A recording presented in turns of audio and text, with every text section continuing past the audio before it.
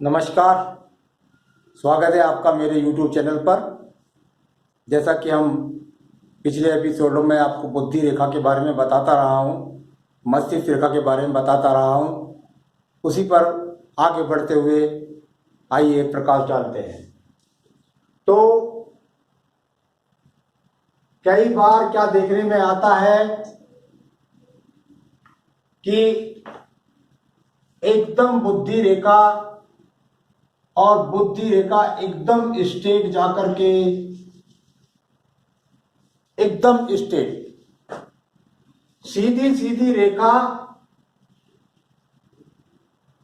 चाहे वो आयु रेखा से जुड़कर चले, चाहे वो थोड़ा स्थान छोड़कर चले, परंतु यदि ये सीधी रेखा जाकर के एकदम मंगल पर्वत तक, इस द्वितीय मंगल पर्वत तक जाकर एकदम सीधी रेखा मिले तो व्यक्ति को बिल्कुल जिद्दी स्वभाव का बना देती है। व्यक्ति से एकदम विकृत होकर के, और क्योंकि मंगल पर्वत को गई है तो अड़ जाएगा अपनी बात पर, किसी की नहीं मानेगा। काम गलत सही की बात नहीं है, काम है सिर्फ और सिर्फ जिदपन की। परंतु यदि कुछ गैप देकर के रेखा चली है तो ऐसा भी कह सकते हैं कि व्यक्ति कुछ अलग हट करके कुछ अलग प्रकार का ज्ञानी भी होता है। तो ऐसा नहीं है कि केवल जिद कर रहा है, तो कुछ ज्ञान के पीछे पीछे भी वो व्यक्ति अपने आप में जिद को लेकर के बैठता है। यही रेखा और ये हृदय रेखा और यही रेखा जाकर के, और यदि चंद्र पर्वत पर एकदम सीधी चली जाए, एकदम स्ट्रेट चली जाए, तो इसका फल कुछ ज्यादा ठीक नहीं होता। अगर मंगल पर्वत पे है और अपनी बुद्धि पर अड़ गया है, मार पीट के लिए अड़ जाएगा। मंगल पर्वत पर जिद इतनी करेगा कि मार पीट तक पे अड़ जाएगा। लेकिन चंद्र पर्वत पर ये जाएगी तो जिद्दी तो होगा, इरादों का पक्का तो होगा, लेकिन ऐसा नहीं कि आपसे लड़ाई मारधार पर उतार हो जाए। तो बस इतना थोड़ा सा फर्क है इस रेखा के अंदर। आइए आगे चलते हैं।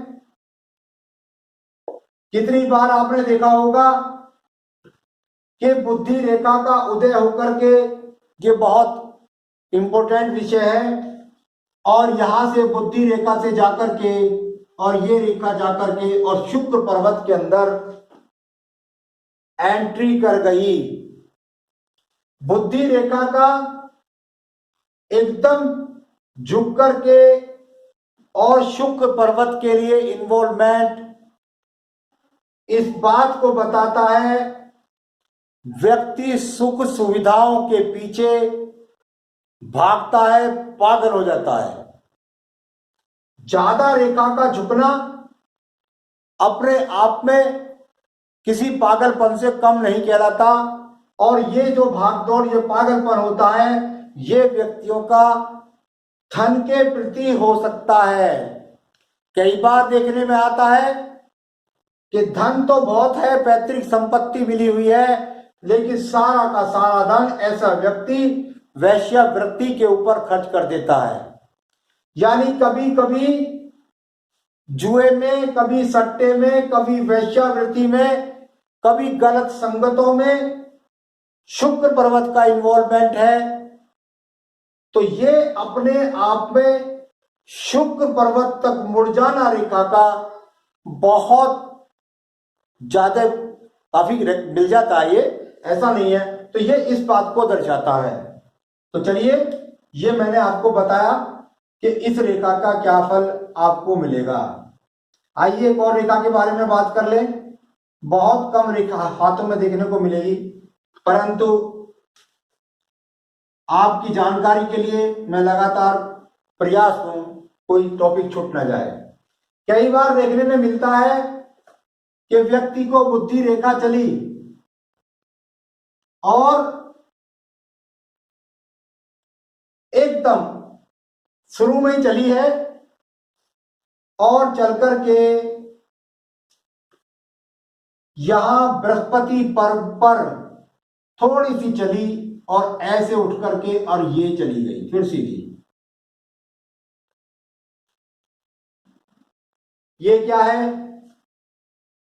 चली, साथ ही साथ बृहस्पति पर्वत के नीचे इस रेखा का एकदम उठना ये बहुत शुभ संकेत है।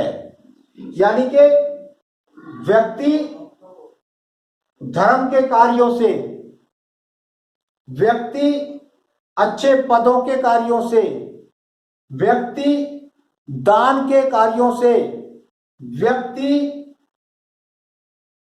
गुरु बन जाता है, मंदिरों का पुजारी बन जाता है और बड़ा होशियार पंडित, प्रखाट पंडित होता है। पूरी ऐसा नहीं कि कई घंटी बजा के पूजा करने वाला नहीं, केवल और केवल कंठस्थ होते हैं इसको बहुत सारे ग्रंथ।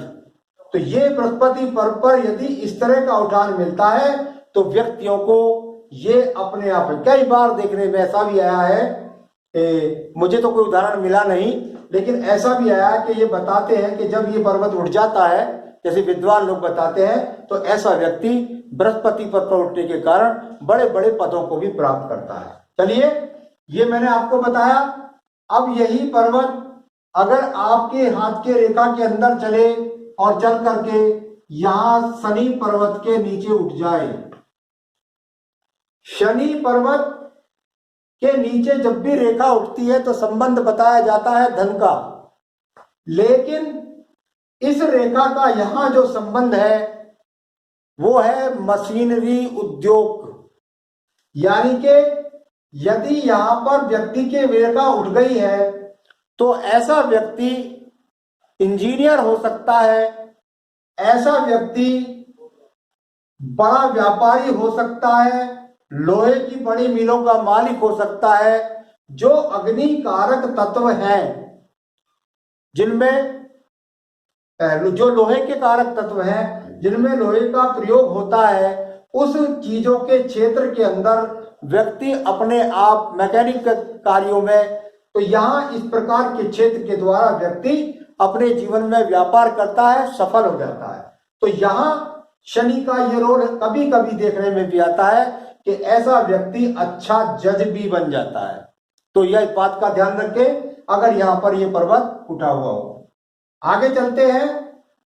ये रेखा सीधी सीधी गई और जा करके उसका ये पर्व सूर्य पर्व के नीचे जाके उठ गया।